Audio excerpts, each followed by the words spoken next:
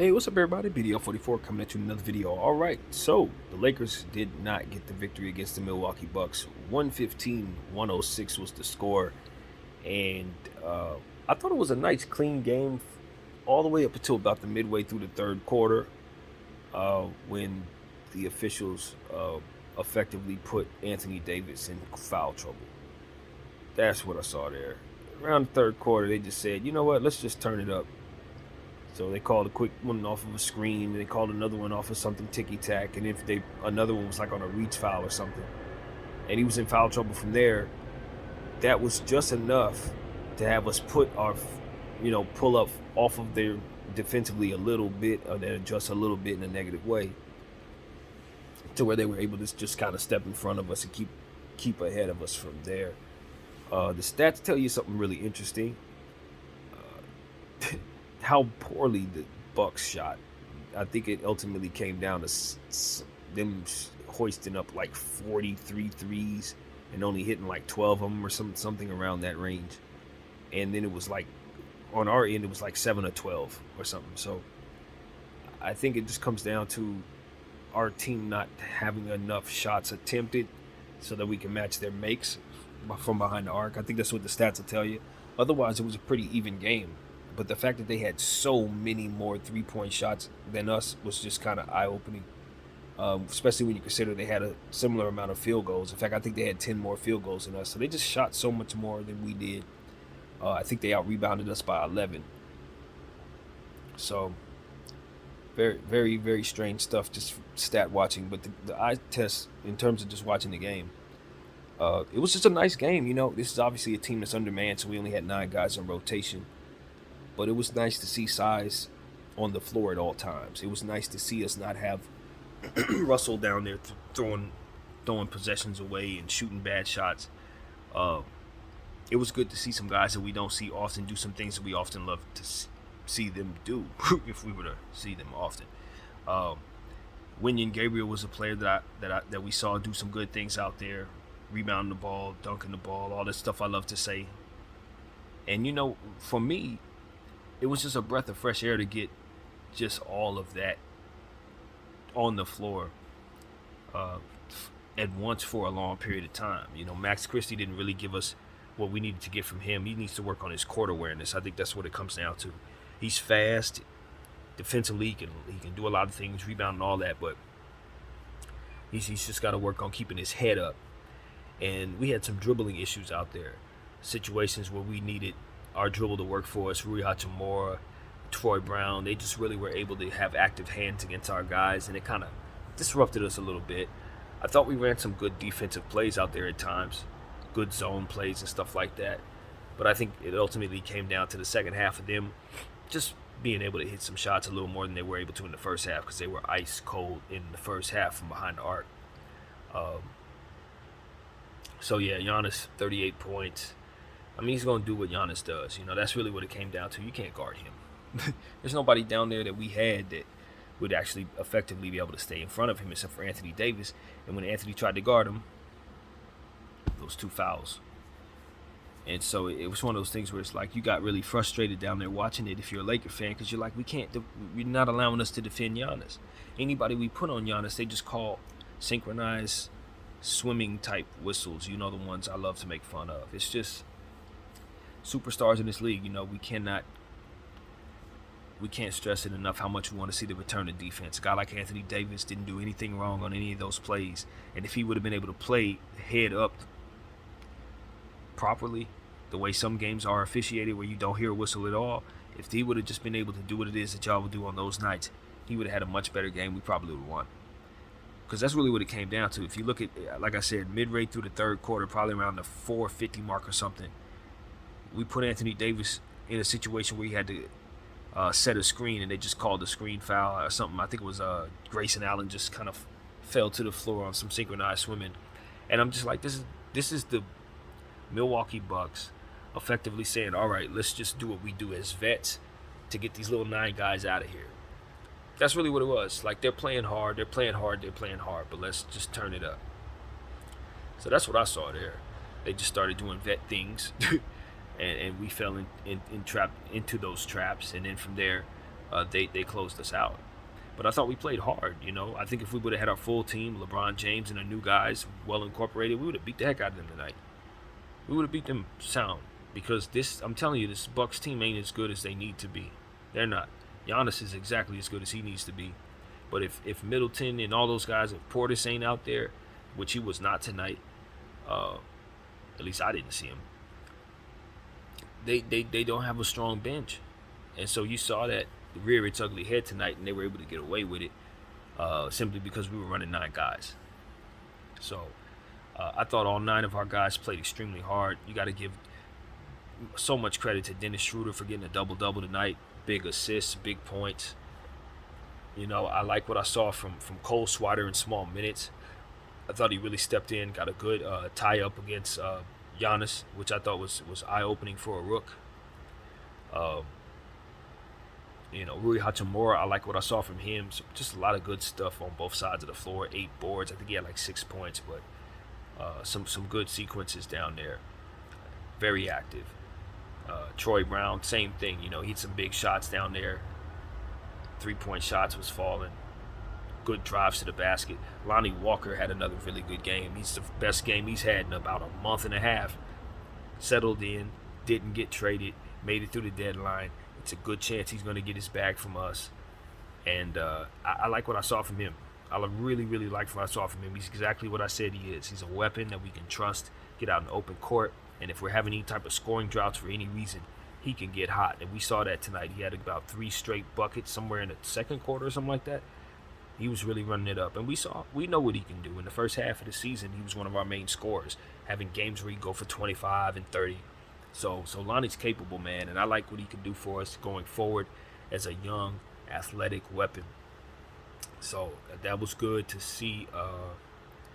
What else? We only had 9 players, so they all did well. Austin Reeves was great out there, even though I think he re-aggravated his injury a little bit.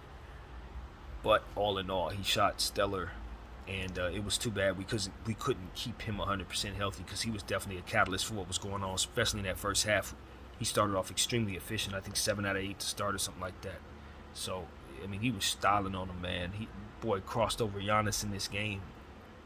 He crossed over Giannis, Allen Iverson on Michael Jordan style. He did it the exact same way. It was like he was trying to recreate that moment, because he knew that was a Pantheon great player in front of him. And you know, he was somebody that we chose over Kyrie Irving when it really came down to it. So I think a little bit of that energy was in him, and he wanted to show us he got a little handles too. It's not even a question about what type of player Austin Reeves is going to be in my mind. I already know the basketball IQ and the length and the skill set will take care of all of that. He just needs to be healthy and continue to play lots of basketball, and the rest will take care of itself. I already know. So that's just somebody I think we need to hold on to. I'm glad he's here. You know, I would have traded him in the Kyrie Irving deal, but that's Kyrie Irving. I mean, shoot, what the heck are you going to do? But at the end of the day, I know Austin Reeves has a chance to be very great in his own right, and he just has to develop and work his progression to stay healthy. That's it. I'm telling you. That's a very, very special basketball player, and it's already evident to me. So I'm glad we got him, and I'm glad we're keeping him. So, you know, it was nice, man. I'm not going to sit up here and act like I'm extremely excited about all of the people who left out of here. Some of those guys were good guys to have in your locker room. Some of them even helped us on the court. You know, Thomas Bryant is a fan favorite. I like Thomas Bryant a lot. I wasn't too excited about seeing him leave this organization. I know we could have utilized him much better. If we were going to trade him, I'm sure we could have gotten his value even higher than what it was and traded him for more if we would have utilized him better in the second half of the season. So there were a lot of things we could have did, but at the end of the day, it wasn't our choice. It was not our choice. Our boy TB recognized the same thing that your boy BDF recognized, and that was that coach didn't trust him, wasn't going to play him. And in a contract year, when you're trying to get your first real big boy contract and take care of your family, you can't afford to be toying around with franchises that don't want to properly use you when you're breaking out just because they overreact to your weaknesses, you know? And that's what we were, a team that could not afford for his defensive weaknesses in regards to how we were constructed. So that's really what it came down to. Now, looking at what we gave up for him, or what we got back for him and who we got back, I'm excited about Devon Reed. as I continue to study Devon Reed, I know we got a lockdown and probably somebody who can shoot the three as well. So um, when you talk about wanting to throw big bodies on players, obviously what people are looking for in regards to players like Jay Crowder and some of these guys we've been hearing about that teams covet, Devon Reed is a step in the absolute right direction, the opposite direction they're going for. Because I can guarantee you, whatever they're trying to get from Jay, we can get from Devin if we develop, whatever it is. And so those are the type of things I just wanted to see us do. I had never heard of him before this morning, but that did not alarm me because I know what type of scouts we have. So that just made me say, okay, I'm sure they found another one. Let's see what he can do. And that's what I really love about being a Laker fan in 2023. Above all else, I know stuff like that. If they give me a no name, my mind is immediately going to the possibility of him being really good as opposed to they didn't grab some scrub. And so as long as we can keep that in place with these scouts, I think we'll always be able to find something out of nothing, and we'll never truly be in a hole. So that's where the fountain of youth, I guess, is what it is. I'm saying, I guess this is how you find a way to make sure that you stay out of those situations altogether. Because we've mortgaged our franchise enough to know how best to find something out of nothing. So going forward, when we do get everything we need, probably 5, 6, 7 years from now, when we have replenished all of our picks, if we're still finding talent the way that we're finding it now, there will be championships in our future. Because that's truly how you build. That's actually how you do it. And what we have right now is what I think is a nice coat foundation. I ain't saying it's the most stable foundation because that means you have 15, 70 picks. But we have those picks represented in those stars. And what we also have is more youthful players that can raise their value on our team. So this is the beginning of a new day in LA, man. It's the beginning of a new day in LA. I think even though this game was a loss for us, I think it's probably one of the most acceptable losses the Lakers will ever see, because you know that all of the things that led up to this moment have been remedied. All of those bad plays, all the bad stuff that we had going on that led up to us having a bad record, we've removed all of those problems. Just about all of them. And I think anything that this team doesn't have, as we imagine what it's going to be, because we don't really know yet, but any holes that we may discover that we have, we probably can fill with some of our G League guys if we have to, or maybe find a buyout guy. I think the buyout market, just like I told some people on here, that told you all, I think the buyout market could be more interesting than we thought. There's some names out there that I already like. Reggie Jackson, Will Barton. Those are just two names that I heard of that are going to be bought out that I know should be interested in possibly being a part of a winning situation. A guy like Reggie Jackson probably doesn't even want to leave LA. Plays for the Clippers for the last 4 years, something like that. He probably wants to stay in Los Angeles. Do we have a guard spot for him? Not necessarily, but put it like this: if we put him on this team, he wouldn't be the worst guard we had. So these are the type of things we'd have to consider. And Will Barton's just an everything man. He's only played for the Denver Nuggets, so I'd only imagine he's going back to Denver. That's almost common sense. But just in case he wants to move on from there rather than go back home to Denver, because of course he was with Washington, I would say the Lakers should go ahead and see if he wants to take a couple dollars to play for us, try to see if he can chase a ring with us. But I just feel like it's just natural for a guy like that who's only played in one place, except for the last 6 months, to go right back home. So that I think that if there's a way for him to do that, that's probably the best bet in regards to his future. And there will be more, man. There will be more. Some really good names, from what I understand, are looking to be bought out. John Wall is definitely going to be bought out. I don't know that we want him, but that's a name. And so we'll keep our eyes peeled for that. And as far as this game was concerned tonight, man, I just understand that we were up against it. Giannis Antetokounmpo needs to be given all the credit in the world for 38 points. Middleton shot very well tonight. Grayson Allen, even though he didn't shoot well in the first half, made some key threes in the second. Brook Lopez, as always, blocking shots. They just had their full team out there. We went up against a team that won a championship 2 years ago. And we took 9 of our, guys that are hopeful, strong hopefuls, and Anthony Davis, and we gave them all they could handle, and probably would have beat them if it wasn't for the referees getting in the way. And that's exactly how I felt about this game. That's truly how I felt. I felt like the officials kind of pulled our guys away from it. It looked like they were getting ready to snap this Bucks winning streak, and it just wasn't intended for that to be the Laker outcome today. That's exactly how I felt about this game. I just felt like there was another repeat of Dallas, but not necessarily on our end with us dumbing it down or anything, but just the referees manipulating it as they can, calling certain calls in certain ways and stopping the game in certain areas. It's just little stuff that looks like it's happenstance, but I don't believe it is. So that's what I saw. Just a manipulated basketball game, man. But our guys played really, really good. I thought they played to win. I thought Milwaukee didn't shoot very well, and it kind of, kept us hanging around. But this is a game you can be proud of. This is a moral victory. We just showed us how strong our bench is. That's essentially what I got from this. Our bench can hold its own against a really good team.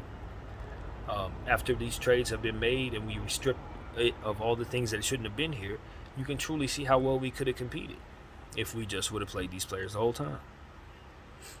You know what I mean?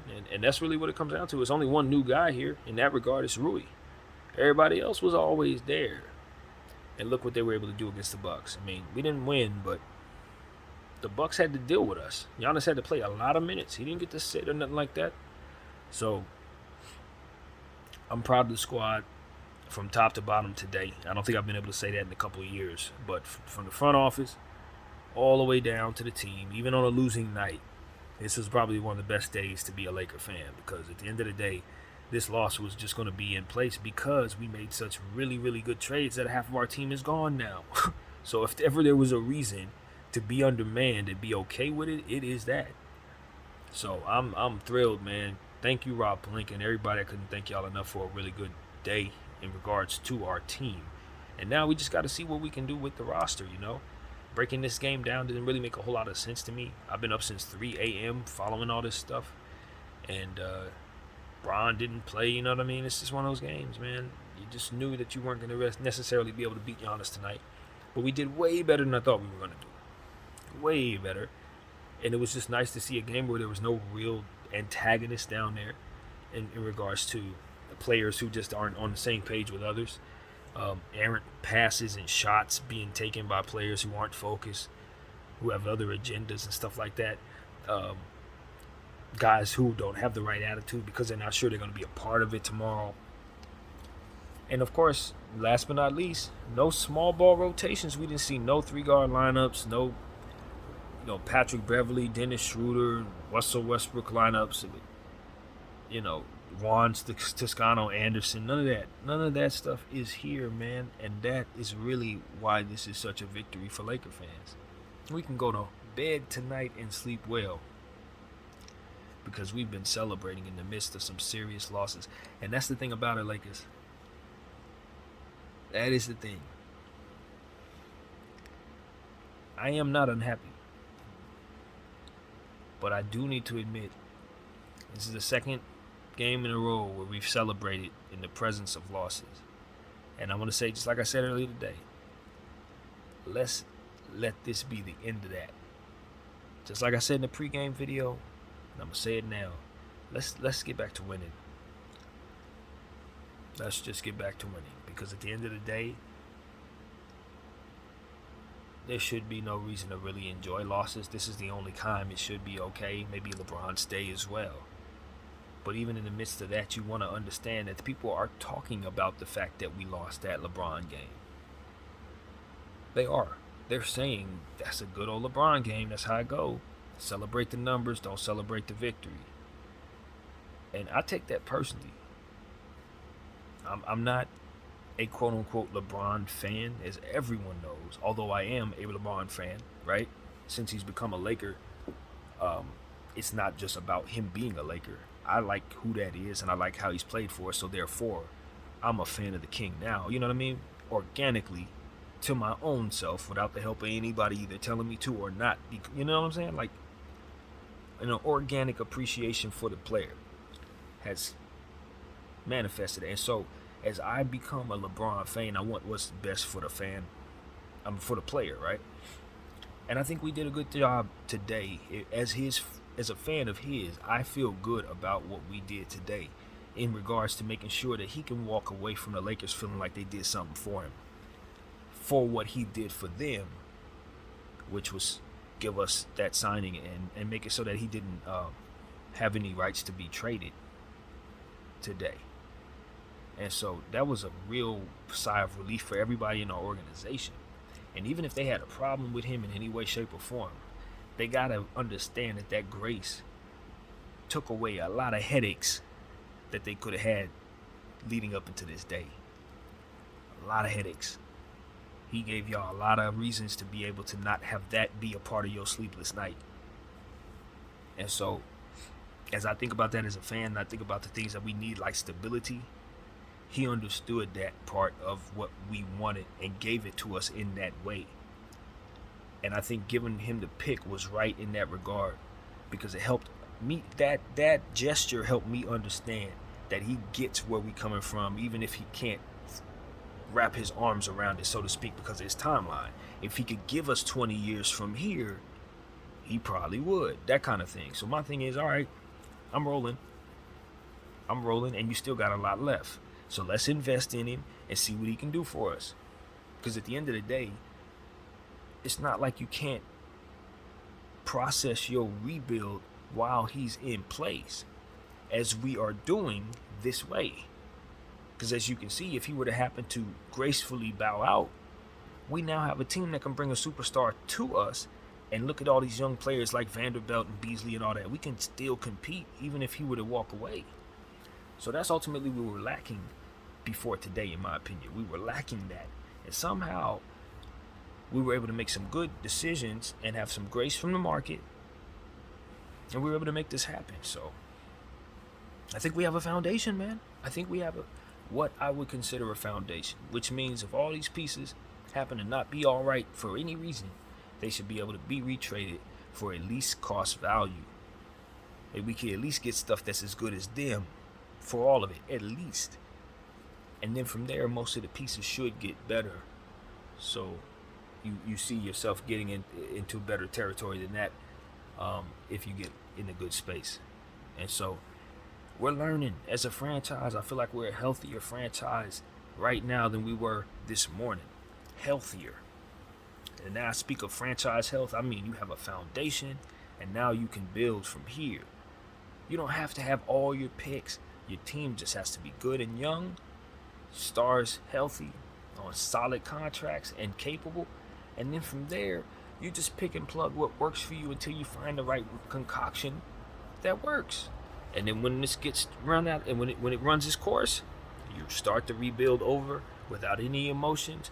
Do this process throughout so that you always have these meat and potatoes type of Vanderbilt players, and you never actually fall off a cliff for any reason. If you're tanking, but you're not off a cliff because you have the requisite pieces, whether it be in picks or players at all times. But when you start picking away at that thing, the way that we did, letting people walk and not accumulating that process, and then letting players not be so talented on the back of our bench, you see how difficult it is to build this way. You see what you went through in the first half of the season with them bad players. That will be the reality of teams that continue to not be willing to take chances on unknown names. As long as you're reaching for guys who've already got $100 million in the bank and can only average about 5 points and don't really do nothing for you defensively, but they got a name, this is how you stay in this hole. This is how you stay in the hole the Lakers were in. But I'm telling you, you do it like we've been doing it. The Austin Reeves, Max Christie, Devon Reeds, Cole Swatters, you just keep finding these dudes and you bring them to you while everybody else is chasing the overly expensive stuff. You keep bringing these dudes to you, and I promise you, you'll have more opportunities, just like Thomas Bryant gave us, where he came here on a minimal contract and we flipped him for a good player in 3 picks, second rounders.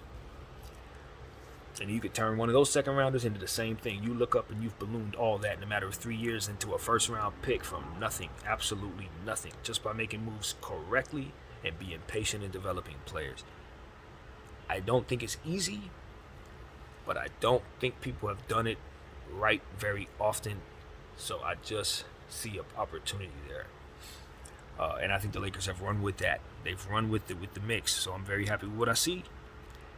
And now I can't wait for our guys to get in here. Vanderbilt, D'Lo, Beasley, or Beasley. I can't seem to figure out his Beasley. It's Malik Beasley. And these dudes are going to help us so much, man. Still got pick number 29 past the deadline, and our team is good enough to succeed. I think LeBron would have been pretty happy if we gave away another pick for another player. But at the same time, I think we feel a lot better about what we did here. Just in case something goes wrong, we still got 29 if we need to trade it next summer, which I don't think will be necessary at this point at all. So yeah, man, this is gonna be fun. Now we got to get guys reacclimated or into what we do. D'Lo and Beasley are going to be our designated shooters. And that goes without saying. So we have to imagine them into our roster. And then, of course, Vanderbilt, we're going to learn exactly what he's about and try to see how he slots next to AD and Bron, next to Rui Hachimura. And boy, oh boy, these are good times in Lakerland, man. I don't know what else to say. Unfortunately, we just could not beat the Milwaukee Bucks this evening. Giannis Antetokounmpo was a little too much for us. Middleton off the bench. And I think Middleton's off the bench for the reason that I said, because that bench is not very strong. I think that's exactly why they're bringing him off the bench. I don't think there's no other reason. I mean, when Portis is out there, it's significantly stronger. But I don't know, man. I don't know. Maybe Jay Crowder can make a fool out of me. Maybe he can. I've been talking bad about the man so much. Maybe he can make a fool out of me. But I've just seen him clank so many threes. And just miss it, and just be a little too slow to guard people that are really, really talented, to the point where it's like, if I seen him get blown by on the defensive end, and I see him bricking shots on the offensive end, that's enough for me. Like, I don't really need to see nothing else. So maybe I'm just not looking at it correctly, but I don't know why. I don't think Milwaukee really did themselves nothing big there. I don't. But I think we did ourselves something big, and I think we're going to be all right, man. I think the Lakers will be fantastic to end this season if we could just manage to keep our health. Health is wealth, everybody. Laker fans, that's all it's about for us. If we can do that, I don't think there are too many teams that actually want to scheme against us. There are some strong ones, though. We know who got stronger overnight, but at the end of the day, we got Anthony Davis and LeBron James, and now a bunch of very, very good pieces and spaces to stretch the floor and defend. So it's up to those guys to execute, find synergy, sigh a breath of relief, and not worry about anything that was here coming back ever again, because it ain't. And get ready for new teams, man. Get your study on, because the field has changed, especially the Western Conference. If you don't know that, you better know that. So that's what I got to say, man. I'm going to try to get some rest. I can't even imagine going any longer into this video. I'm going to fall asleep on y'all. But I'll tell you right now, it's been a good day to be a Laker fan. It's been a good day to be an NBA fan. And I'm glad the Lakers no longer have to run small ball. Game ball goes to Giannis Antetokounmpo, of course. He's the winner. But on our side, I'd say I'd want to give it to Dennis Schroeder because his numbers are really strong. Just continuity was up and down the board. The one thing I do want to say about this game before I walk away here is we did miss the assists that Russell Westbrook provided in this game. There was a lack of scoring, as you'll see in the score, as you'll see in our attempts. And I think some of that had to do with guys not necessarily having that every play guy come off the bench, just kind of rushing at the rim, laying the ball up, rushing, getting the ball to a big person, rushing. And you know what I mean? And it accumulates a lot of stats really fast. And it also gets you the lead really fast. Now, normally it's a blown lead or something like that. But at the end of the day, those assists are going to help the bench. And if they're not there, we can't score in every lineup we'll need to be, using out there. So at this point, I'm saying to myself, D'Lo, you're going to be responsible for a lot of that. It's not just going to be about shooting the ball and getting scoring going. He's going to have to be conscious in providing secondary facilitating for this basketball team. That might be a bit skewed by the fact that LeBron James will obviously be out there, Dennis Schroeder on top of that. But I still think it'll be much better if we can find more than 3 assists from someone other than Dennis Schroeder when LeBron James is not on the floor. That's essentially what I'm saying to you. Yeah, we need more continuity, and I'm sure we'll find it. It's not like I expected that we'd get it.